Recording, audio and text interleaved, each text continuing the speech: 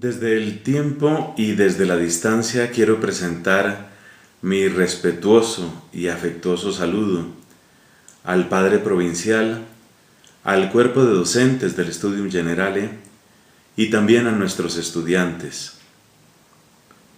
Podemos decir que este tiempo que vamos a compartir es una demostración del lugar que las nuevas tecnologías de la información y de la comunicación han logrado ya en medio de nosotros y con toda seguridad van a conservar en el futuro próximo y lejano. Una lectio inauguralis es, por una parte, una transmisión de contenidos, pero también es un mensaje, un derrotero que viene a marcar una determinada dirección, un camino. Recientemente, en noviembre del año 2010, hemos tenido nuestro capítulo provincial y pertenezco a ese grupo de religiosos que miramos los capítulos y las actas de los capítulos como un programa, como un camino para recorrer. En ese sentido, esta lectio puede mirarse como una especie de lectura de algunos textos de esas actas y determinaciones capitulares. Creo que podemos encontrar en ellas esa ruta, esa dirección que necesariamente va a marcar el año que estamos empezando, el año académico que empezamos y tal vez los próximos años. De eso se trata. Por eso le doy gracias a Dios por la confianza que el capítulo provincial ha tenido sobre mi persona, proponiéndome para el oficio de regente de estudios al maestro de la orden. Al recibir la aprobación del maestro, he sentido el acto de confianza de mi comunidad y he sentido también la responsabilidad y la alegría de servir a mis hermanos desde este nuevo horizonte. Yo creo que lo mejor es ir directamente a los textos. En su carta de promulgación de las actas, el provincial nos dice, con respecto a los estudios, lo siguiente: una de las prioridades en nuestra provincia será el fortalecimiento y afianzamiento de los procesos de formación, desde la conformación de auténticas comunidades formadoras, la continuidad entre las diversas etapas de formación, la formación de formadores y la consolidación de procesos integrales que lleven a nuestros formandos a descubrir su propio compromiso y consagración total. Es nuestra manera de responder a las necesidades apostólicas que exigen de todos nosotros una preparación seria, sólida y firme, vivida en la fraternidad, la oración y el estudio personal y comunitario. De igual manera, la vida intelectual de la provincia, así como nuestra formación permanente, exigen la disponibilidad necesaria para la continua actualización teológica y el constante crecimiento en la formación intelectual de los hermanos. Este capítulo provincial aborda ese aspecto de nuestra vida desde un plan de formación elaborado conjuntamente cada año por los lectores conventuales y el regente de estudios de la provincia. Las presentes actas confirman y reafirman la gran importancia de nuestra misión educadora en Colombia, al reconocer en la Universidad Santo Tomás y en los colegios uno de los mayores campos de servicio a la verdad en la formación de miles de jóvenes y niños que son el futuro de la patria. Pero este gran compromiso con la juventud y la niñez del país exige a su vez frailes de sólida formación y estudios que respondan a las necesidades que este trabajo apostólico exige. Por ello, para poder ser auténticos forjadores de la verdad, se evidencia la urgencia de mantener como prioridad también la formación especializada de varios de nuestros hermanos en el área de la educación y la gerencia educativa. Son estas palabras de la carta de promulgación, como dije anteriormente. Y ya aquí encontramos varias áreas. Está la formación institucional y la formación permanente. Está la actualización teológica, pero también la necesidad de la especialización. Está el aspecto individual, el compromiso y la convicción personal, pero está también el aspecto comunitario, el ambiente que necesitamos en nuestras comunidades locales para hacer realidad todo ese aspecto, toda esa dimensión de nuestra vida dominicana. Pienso que es un texto sumamente rico en lo que plantea y en el elenco de desafíos que nos presenta. Pero ese mapa, ese ideal, se estrella con una serie de dificultades, y es aquí donde quiero detenerme un poco más. Partiendo de una pregunta radical, una pregunta que podría parecer absurda desde el contexto de nuestro carisma dominicano, pero que está ahí, que flota en el ambiente, parodiando a aquel líder liberal Echandía, Darío Echandía. Podríamos preguntarnos, ¿estudiar para qué? Y la respuesta no está completamente clara en todos. Y por eso creo que en este periodo de formación institucional, de un modo razonado, pero sobre todo de un modo existencial, tenemos que encontrar esa respuesta. Un modo razonado es, por supuesto, los argumentos que se dan. Un modo existencial es la encarnación en términos de horarios, asignaturas, ensayos, exámenes, la encarnación de esa realidad intelectual como parte de una vocación particular en la Iglesia. Uno podría decir que argumentarle a un dominico sobre la necesidad del estudio es como entrar a explicarle a un monje las virtudes y la necesidad de la liturgia de las horas. Pero todos necesitamos de vez en cuando repasar nuestras propias motivaciones y descubrir de algún modo qué tan cerca o qué tan lejos nos encontramos de esos ideales. Más que plantear aquí una serie de textos que podríamos tomar de las constituciones, de la Ratio Studiorum Generalis, de la Ratio Studiorum Particularis, yo quiero tomar un número de las actas del reciente capítulo provincial nuestro. Es el número 68. Este número trata sobre aquella primera comunidad dominicana, la misma que hace 500 años llegó a la isla de La Española, la actual República Dominicana. El texto dice así: no cabe entender el profetismo de Pedro de Córdoba o de Montesinos como actos aislados e individuales, ni como fervores de improvisado heroísmo. Es necesario vincular a estos hermanos nuestros a todo el movimiento de renovación de la vida religiosa dominicana, que ya contaba décadas en España cuando ellos ingresaron a la orden. Era aquel un tiempo en que la orden volvía a abrazar con amor las consignas de una espiritualidad profunda, estudio serio de la teología y la filosofía, observancia regular y una enorme capacidad de generosidad y de abnegación. Era también un tiempo para leer con avidez y profundidad los nuevos signos de los tiempos.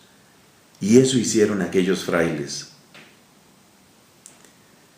De este texto de las actas, yo quiero destacar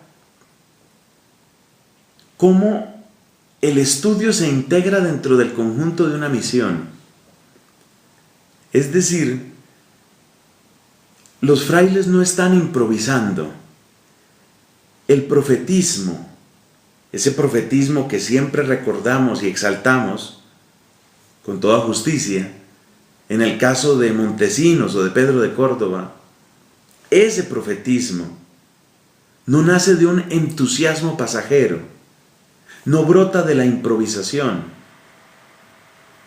El verdadero profeta, el verdadero amigo de Dios, conoce las razones de Dios.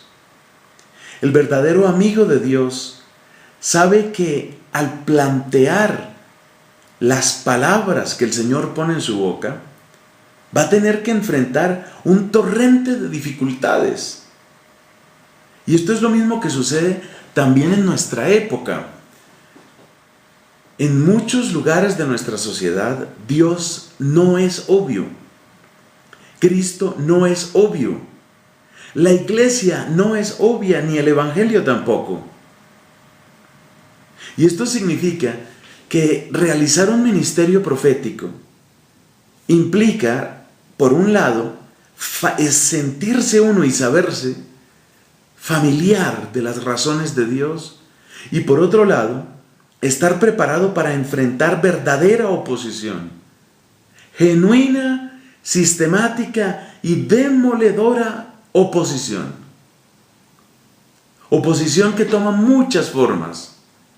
No es solamente el ateísmo o el secularismo, es también la superficialidad, es la vaguedad, es la confusión, es la búsqueda de respuestas en cualesquiera pozos distintos de las aguas frescas que Cristo ofrece.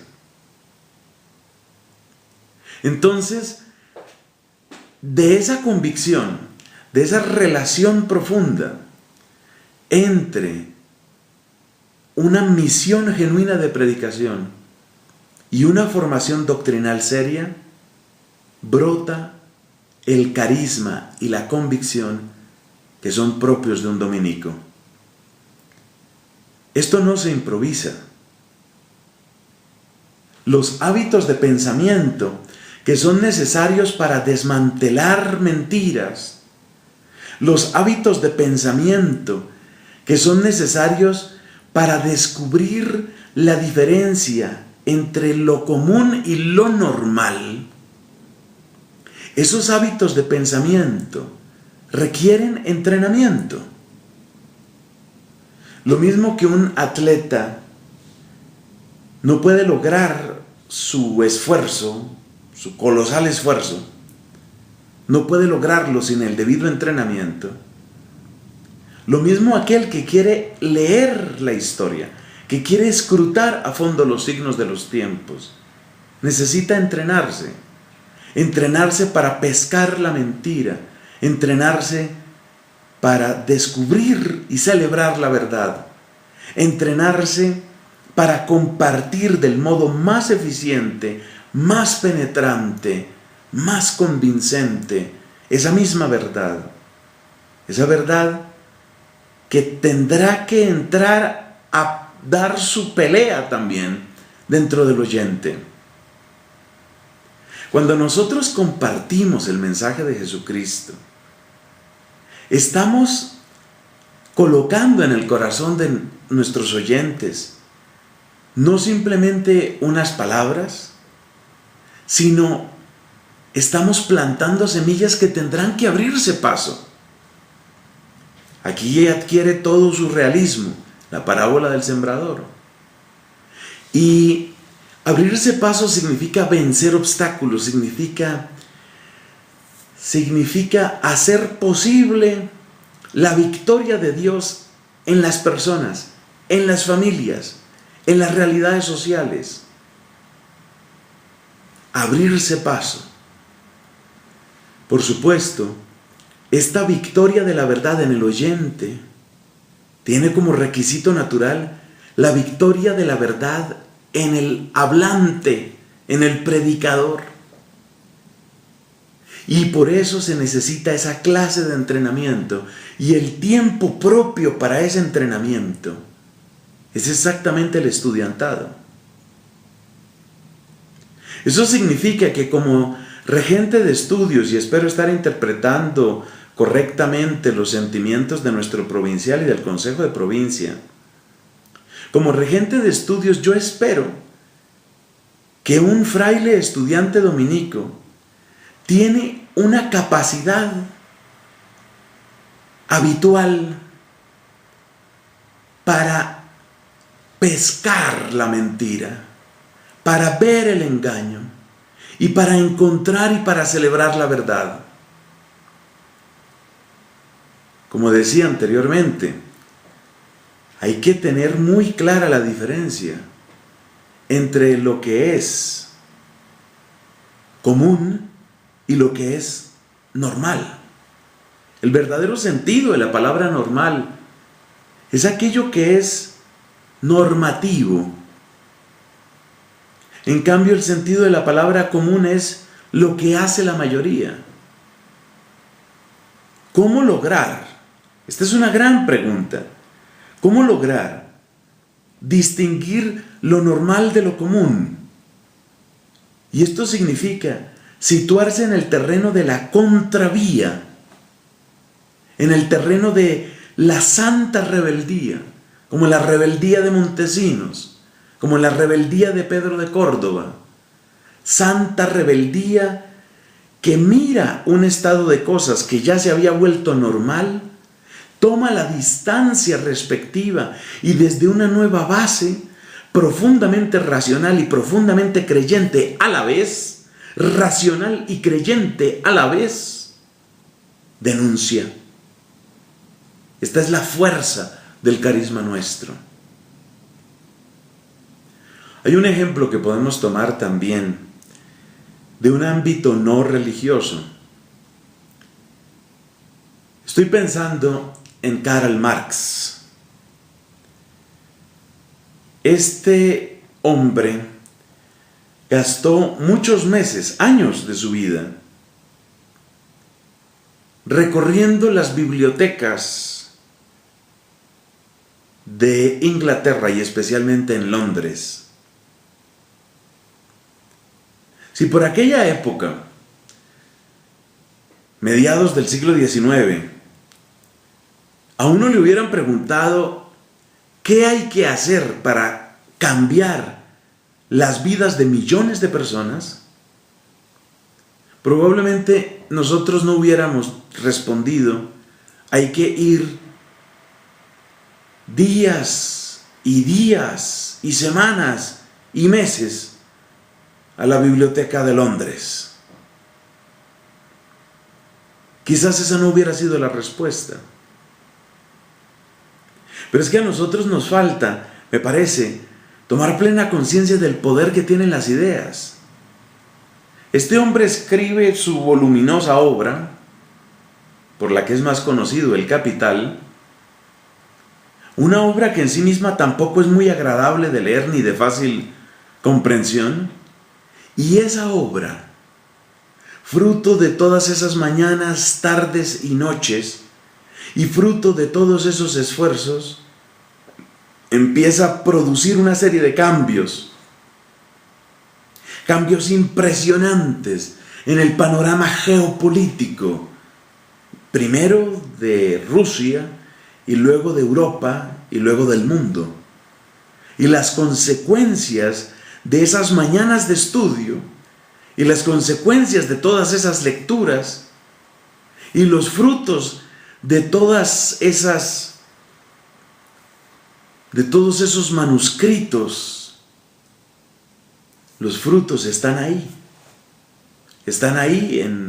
en Cuba, y están ahí detrás de lo que fue la cortina de hierro, y siguen sintiéndose en Alemania, y por supuesto en Rusia, en la misma Inglaterra. Ese es poder de las ideas. Pero a veces uno cae en un inmediatismo, a veces uno cree que producir un gran efecto, producir un gran impacto, es equivalente a tener una gran influencia. Pero el mundo en el que vivimos conoce muy bien de esos impactos, el impacto del show, el impacto del espectáculo. Y esos impactos llegan y se van. Es impresionante ver, por ejemplo, en el mundo de las artes, en el mundo del cine, qué poco tiempo duran las llamadas estrellas. Estrellas del cine, estrellas de la canción.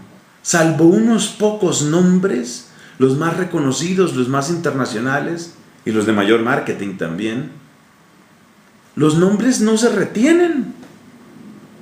De hecho, es difícil hoy en día abrirse un espacio que dure. La duración ha desaparecido. Se trata en la mayor parte de los casos, y sigo con el ejemplo del arte, se trata simplemente de explosiones de entusiasmo que llegan y se van.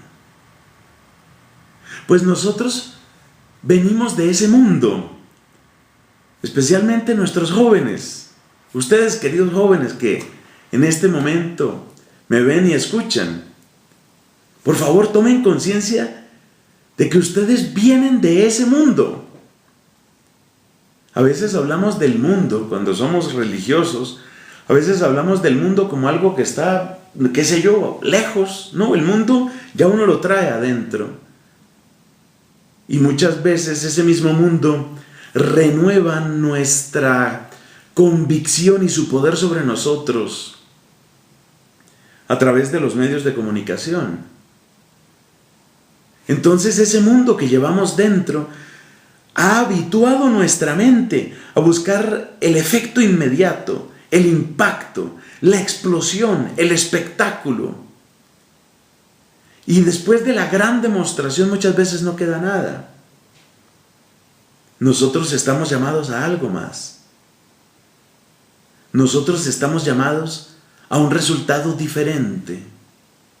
Y para eso, para tener un efecto diferente, necesitamos una causa diferente.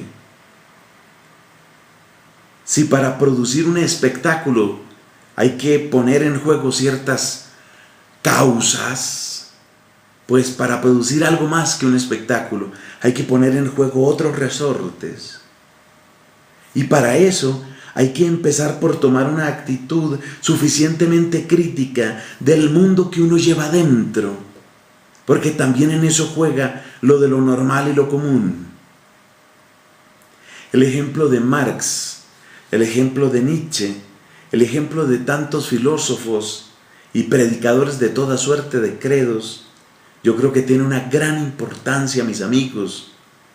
Tiene una tremenda importancia, porque si nosotros nos separamos de ese terreno serio, del análisis, de la crítica, del desenmascarar, del destapar, si nosotros nos separamos de esa tarea ineludible de desenmascarar y de destapar, por un lado estamos dejando esas funciones a otros que las harán para sus propios intereses, y por otro lado estamos quedándonos únicamente con el momento, el instante, el espectáculo, y también nuestros esfuerzos pasan y pasarán sin dejar mayor fruto.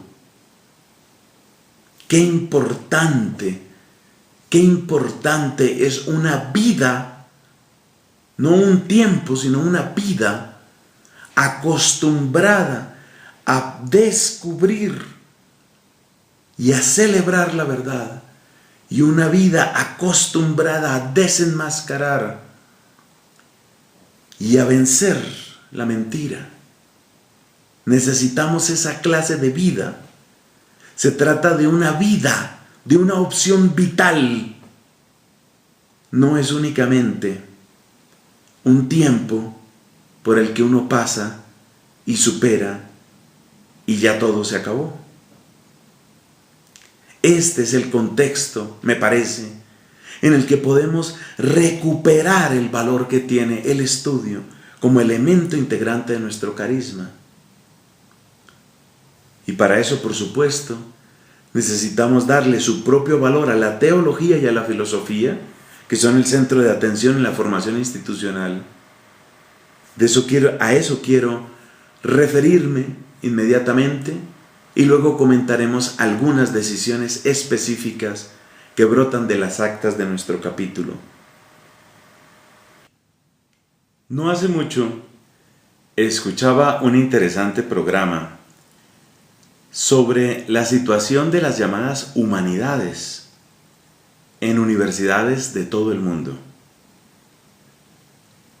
Parece que nos encontramos algo así como en una luna de miel con la tecnología, incluso con la tecnocracia, que hace que los estudios del tipo literatura, arte, filosofía, teología, se miren con desdén o con abierto desprecio.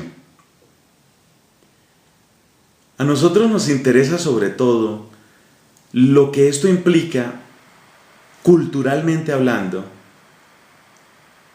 para el estudio de la filosofía y la teología.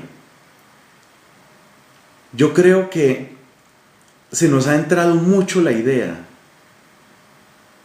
de los estudios como requisitos académicos. Eso significa, en plata blanca, lograr títulos y ver los títulos únicamente como las puertas para determinados oficios, para determinados trabajos. Por favor, caigamos en cuenta del daño que causa esta mentalidad. Desde el momento en que un estudiante dice para sus adentros, esto es lo que yo tengo que hacer para ordenarme, o esto es lo que yo tengo que hacer para tener un día el oficio o el puesto que a mí me interesa. Desde ese momento, la mediocridad queda firmemente instalada en su corazón. Mediocridad que se manifiesta en la ley del menor esfuerzo, mediocridad que se manifiesta en la incapacidad para preguntar, que creo que es una de las enfermedades más serias del mundo académico hoy, porque se traduce en una inercia,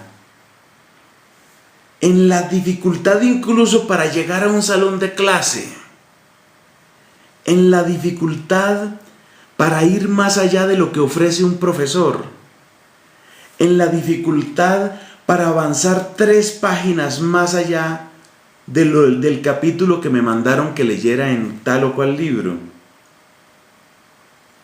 Y a esto se une, me parece, que tenemos la ilusión óptica suscitada por la misma tecnología, ilusión óptica de creer que uno sabe lo que el computador de uno tiene.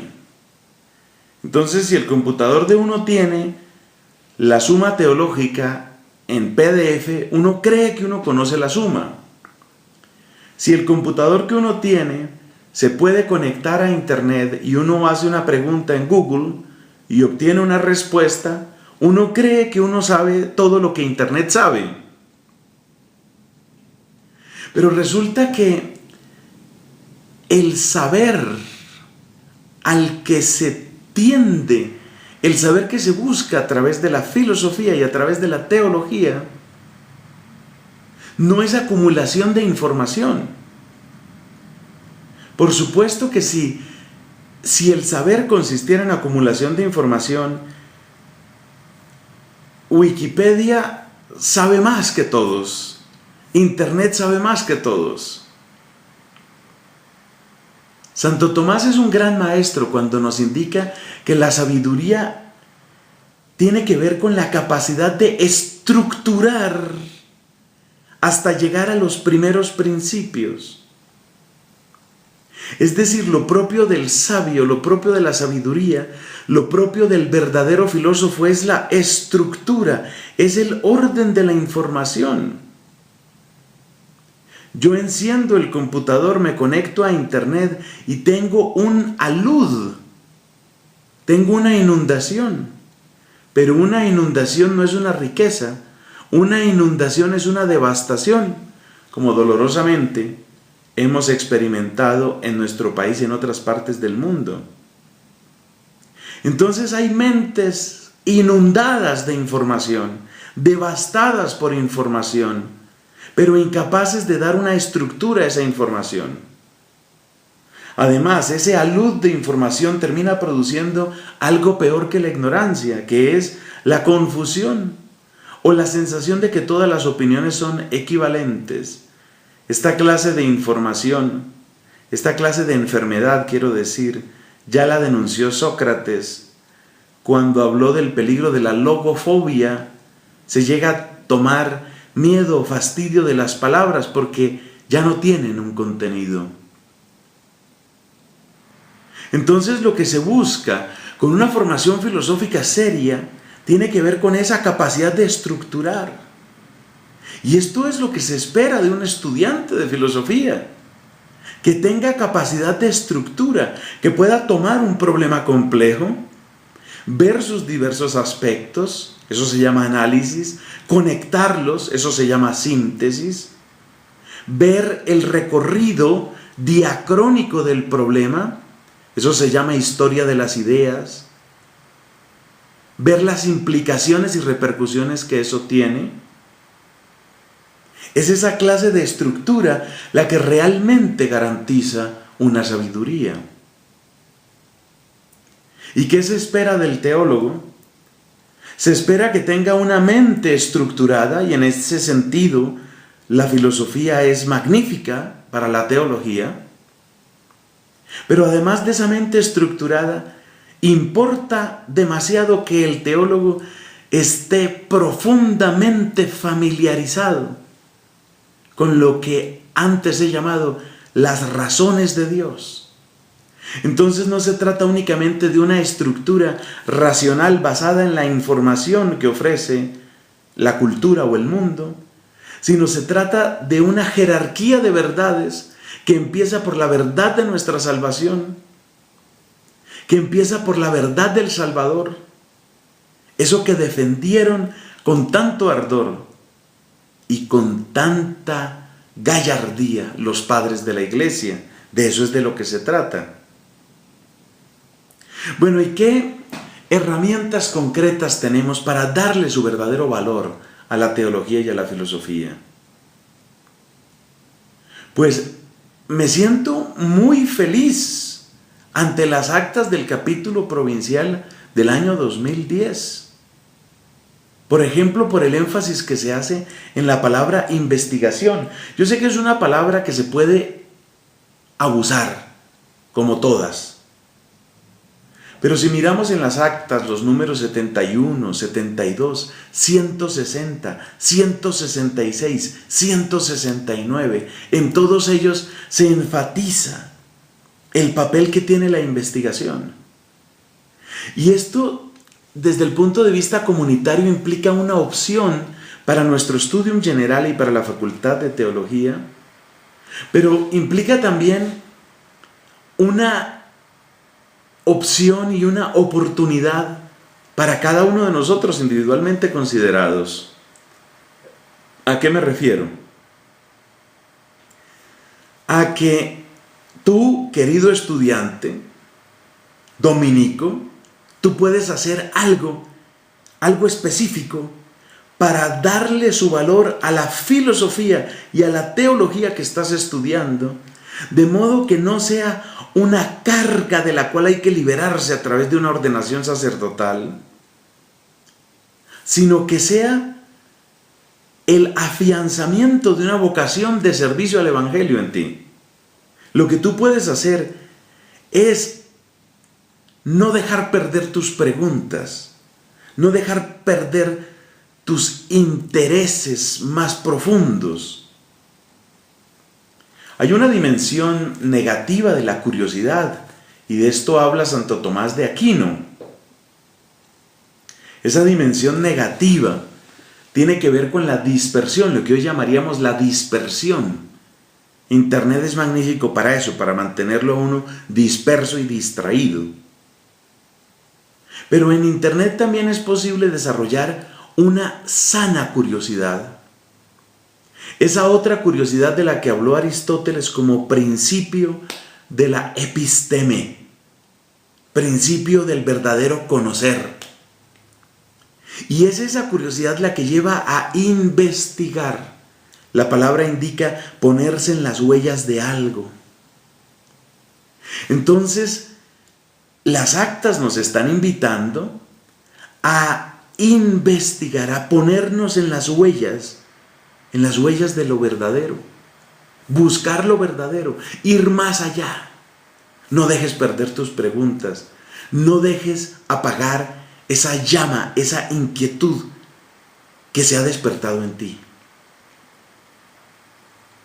Otro punto muy interesante que tocan las actas en los números 72, 176, 177 y en otros, es que necesitamos también frailes que tomen la Biblia, la teología, la filosofía y otras disciplinas, pero sobre todo esto, Sagrada Escritura, teología, filosofía, como opciones de vida. Si Dios ha despertado este carisma en la iglesia, no es únicamente para que nosotros lo vivamos durante una formación institucional, es un servicio permanente. Entonces este es el tiempo para hacernos con valor y con ilusión la pregunta, bueno, ¿yo por qué no me dedico más a esto? No, repito, no como un requisito simplemente para recibir una ordenación, por ejemplo, sino ¿por qué no me dedico más a esto para encontrar también ahí mi modo particular de ser cristiano? Mi modo particular de celebrar mi encuentro con Cristo, mi modo particular de servir a la sociedad. Por último, en este apartado de darle su valor a la filosofía y a la teología, yo quiero destacar una vez más la figura de Santo Tomás de Aquino, pero esta vez quisiera insistir en lo que esto implica desde el nuevo horizonte que nos plantea la Facultad de Teología. Es que la Facultad de Teología, entre otras cosas, significa nuestro modo de ponernos al servicio de la Iglesia.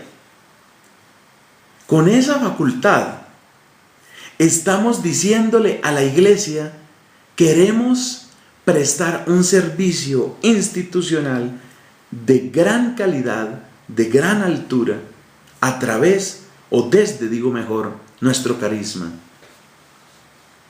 Y entonces, como se están multiplicando, bendito sea Dios, las iniciativas de educación superior, los padres redentoristas tienen su opción, los padres agustinos tienen su propuesta, desde hace años los padres franciscanos, los padres jesuitas tienen sus respectivas propuestas, y por supuesto en Colombia pues se destaca el trabajo de la Pontificia Universidad Bolivariana también en este campo.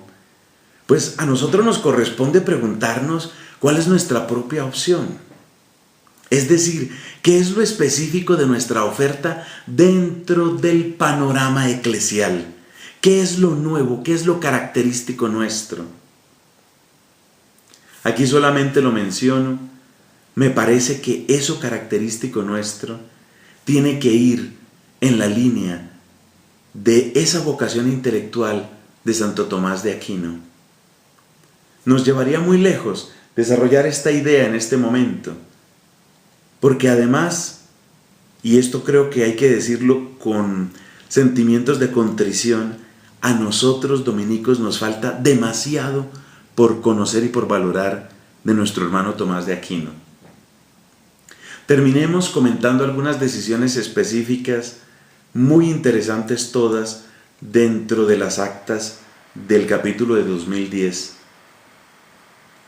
Creo que se trata de decisiones valientes. Destaco estas. Una actualización de la Ratio Studiorum Particularis. Se pide en el número 156. El énfasis en la comunidad formadora, especialmente para este convento de Santo Domingo. En las actas, los números 164 y 166. Una novedad. Un año de ejercitación apostólica, que por supuesto tendrá que quedar integrado dentro del conjunto de la formación integral propuesta por la Ratio Formationis y por la Ratio Studiorum. Ese año de ejercitación apostólica tiene dos lados como una moneda. Y un lado es que haya un tiempo de verdadera ejercitación. Es decir, que nuestros estudiantes dentro de comunidades locales concretas puedan experimentar y asumir responsabilidades que les lleven a ellos mismos y a la comunidad, a la provincia, a conocer su verdadera aptitud en términos apostólicos, en términos de evangelización. Ese es un lado de la moneda. El otro lado es que si va a haber ese tiempo específico de ejercitación, mientras no estemos en esa ejercitación apostólica, mientras no se esté en ese año, pues quiere decir que el tiempo que estamos concentrados en el estudio es fundamentalmente para el estudio. Y en eso tenemos que aprender hasta del ateo Carlos Marx, que se necesita tiempo y se necesita disposición y se necesita generosidad para realmente entrenar el gimnasio de la mente y avanzar en ese desenmascarar la mentira y encontrar y celebrar la verdad. Un punto importantísimo sigue aquí: la implementación de un sistema de créditos académicos. Nosotros en la actual Ratio Studiorum Particularis todavía estamos funcionando con créditos hora, es decir, con una equivalencia entre el número de créditos y el número de horas en el salón de clase. Pero por supuesto, se ha avanzado ya muchísimo en la comprensión de lo que quiere decir el proceso enseñanza-aprendizaje. Y la misma legislación colombiana ya no mira los créditos simplemente como el número de horas que se está en un determinado salón. El crédito académico implica una proporción general de 2 horas de trabajo personal por cada hora en el salón de clase. Y esto cambia el panorama para el docente, que tiene que descubrir entonces cómo integra ese trabajo personalizado dentro del conjunto de su materia. Y cambia también para el estudiante, que tiene que asumir mucho más la responsabilidad de su propio proceso. Con respecto a la biblioteca del Studium Generale, pues hay un número específico, el 161, y creo que todos podemos contar con el compromiso irrevocable del padre provincial y del padre síndico de provincia y también de la comunidad de este convento de Santo Domingo para llevar eso a la práctica. Se habla incluso de una red de bibliotecas, un proceso ambicioso, un programa ambicioso que toca echar a andar. De él se habla en el número 158 de las actas. Finalmente, está perfectamente claro en las mismas actas el respaldo a la Facultad de Teología desde una óptica interesantísima. No es una alternativa si enfatizamos la facultad o si enfatizamos el Studium Generale. No es o una cosa o la otra. Muy al contrario, el gran desafío, el hermoso desafío, es ver cómo la experiencia, la enorme y exitosa experiencia de la Universidad Santo Tomás puede integrarse con la seriedad y con la estructura que son tradicionales en nuestro estudio. Estas son algunas de las decisiones específicas que van indudablemente a enriquecer el panorama académico de nuestra formación institucional. Nuevamente, le doy gracias a Dios por la confianza que mi comunidad ha querido poner sobre estos hombros indignos, pero hombros de hermano, que quiere caminar junto a ustedes en este hermoso carisma que Dios nos ha concedido. Quiero expresar también mi alegría por aquellos que de un modo más directo tienen su parte, de acuerdo con las mismas actas ya aprobadas por el maestro de la orden, tienen su parte dentro de este camino de formación. Bendito sea Dios, creo que contamos con un equipo supremamente interesante, con el padre Samuel en el moderatorio, con el padre César Urazán como maestro de estudiantes, con el padre Óscar Guayán como socio de un grupo de estudiantes, como docente del estudium, como miembro de la comunidad formadora, por supuesto también con el prior y el consejo de este convento. Creo que son tiempos apasionantes los que estamos viviendo y creo que esta es una época maravillosa para ser dominico, para ser servidor de la verdad. Gracias por su tiempo, gracias por su atención y que Dios nos bendiga.